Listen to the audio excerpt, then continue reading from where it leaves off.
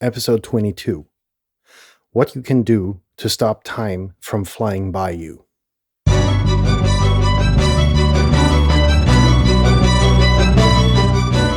You're listening to the very best podcast in the world on health, wealth, and happiness.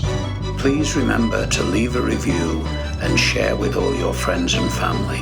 And here is your host, Lars Hilser.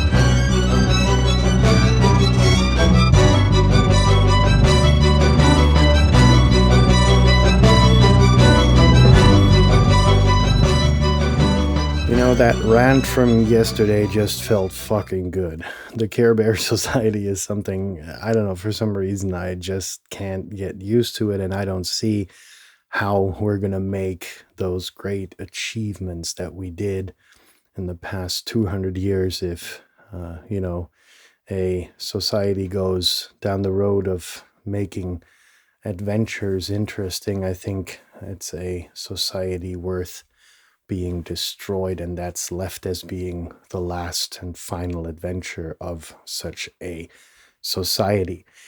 That being said, folks, we're all getting older, and in times of COVID, my saying is we're all going to die, whether it is of COVID or without.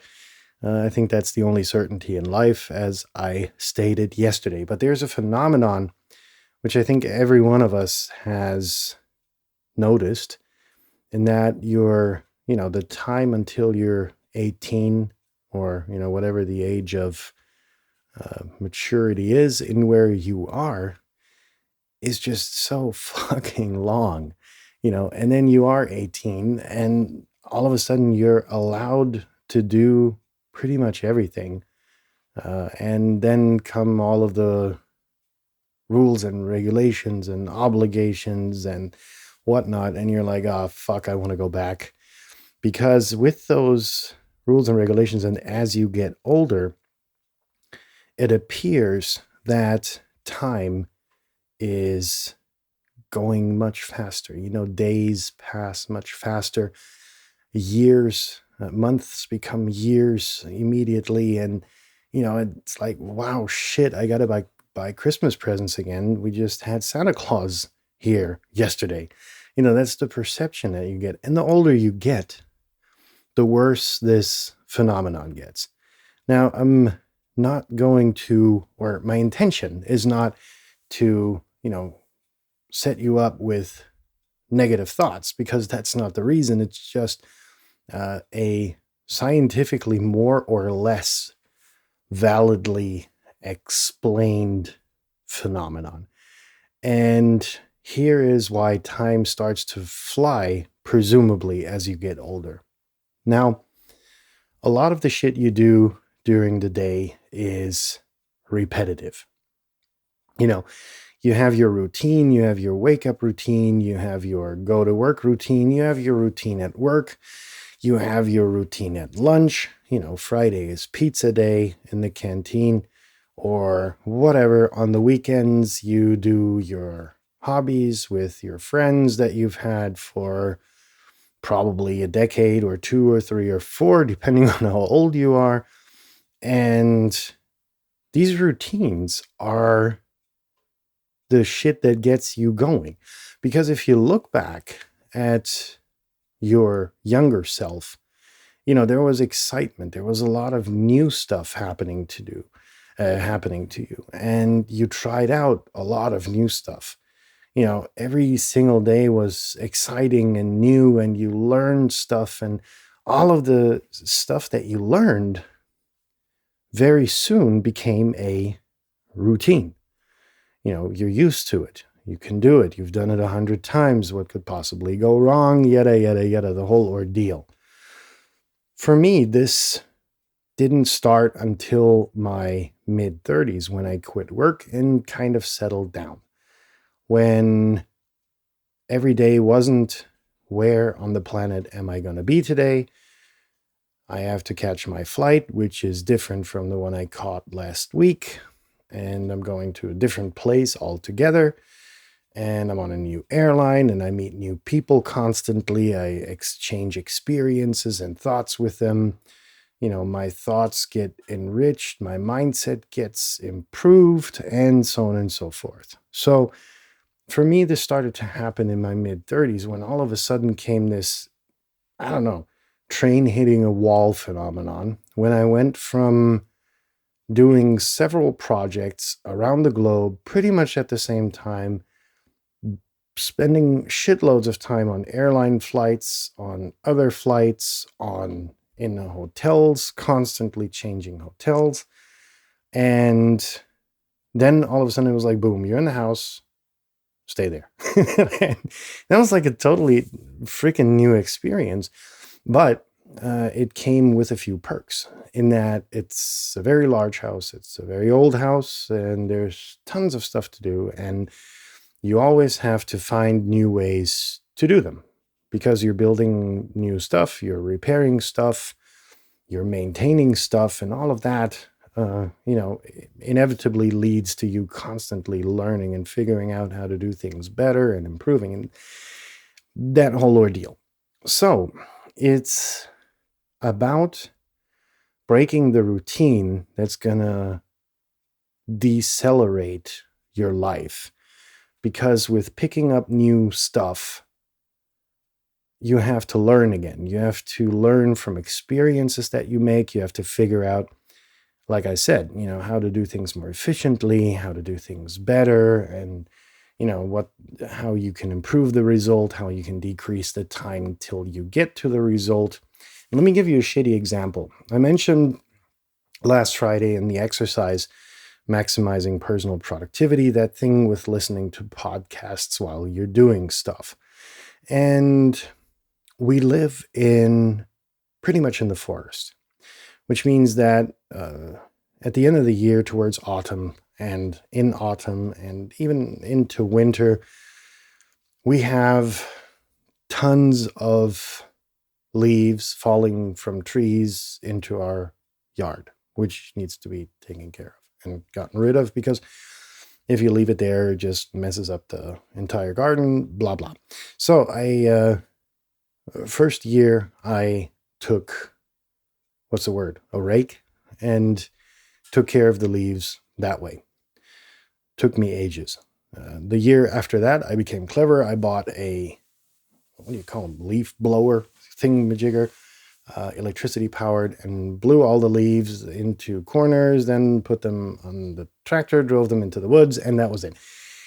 Still took shitloads of time. Then I took the leaf blower and blew everything down the hill. And when everything was down at the bottom of the hill, I would take the tractor, run over it with a lawnmower device, put everything into the trailer, drive it into the woods, and boom, I was finished in less than an hour. So you improve, but the journey of getting to that optimum result, and I'm not saying that my result is optimal, but getting there challenges you to rethink what you're doing constantly. And I know for a lot of you, this isn't new. You've got your house. I hope you're listening to podcasts when you're doing shitty chores now to educate yourself. That being, we'll get into that later. But it's about breaking the routines in your life that decelerates your life. I think that's the point we have to take away from this, because, like I said, the routines are, disregard the last point. Sorry. So how can we break the routines in your life? And one of the most important things, and one of the most obvious things, is to take up new hobbies. Now, whatever it is that fancies you, no idea. I don't know. Try painting. I don't know. Do handyman work. Do volunteer work at your local fire department. Interesting place to learn shit. I went into that in another episode. And by that, it's the purging of routines that will actually then lead to you experiencing life slower and a bit decelerated. I know it's a hard thing to request because your routines are comfortable, but it comes with a downside that you actually need to get used to the fact that your life is going to accelerate even more because everything else you're, doing is going to be routine at some point. And so picking up new hobbies regularly is one of the things that will help you out there. That being said, another interesting thing you might consider, and I know this is a wild one, but take a new job. Learn by getting a new job altogether and break out your entire daily routine.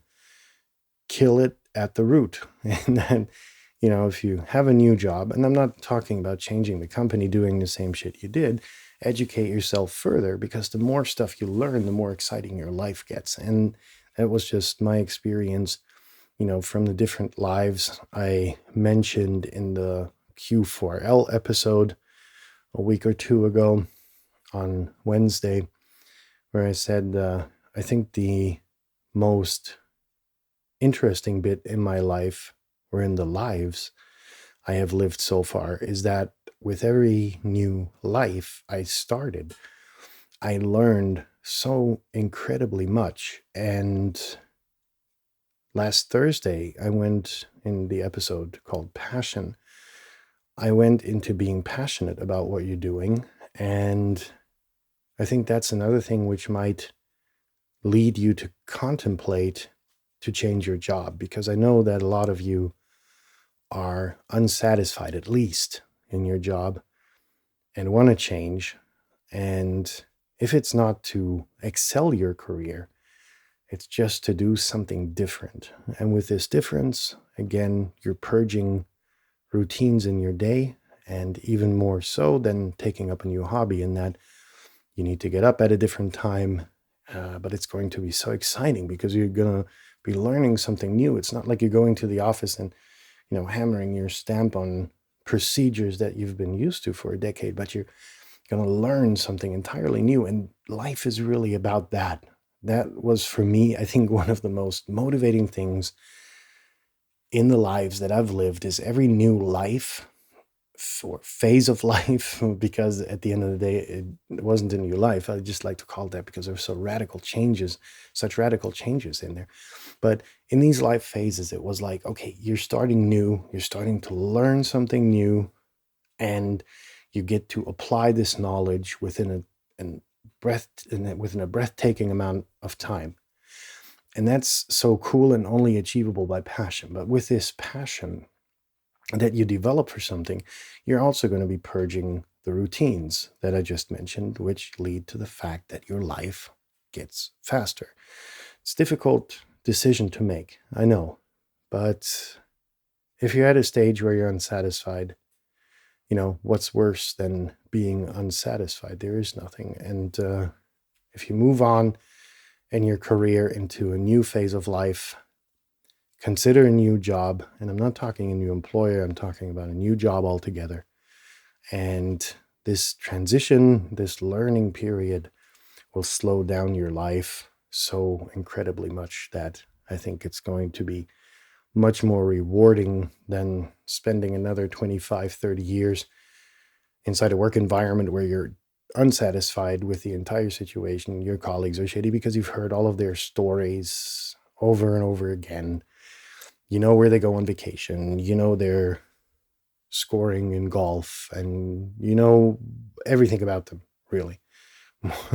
Often more than you know about your spouse. And that's just boring. And with a new phase of life, with a new job, then all of these things disappear. New people, new stuff to learn, and just an entirely decelerated life because you're experiencing so much more. In that sense, I hope I was able to motivate you to a degree was able to teach you, why life is getting faster and faster day by day, and how you can break that vicious cycle. In that sense, I hope you've had a good time. I hope you've had a good day. I hope if you are west of me that you have a good day in front of you and a very successful one. Let me know your feedback and your comments and your critique at the very best podcast in the world at gmail.com. And I look forward to being back in touch with you tomorrow. Take care.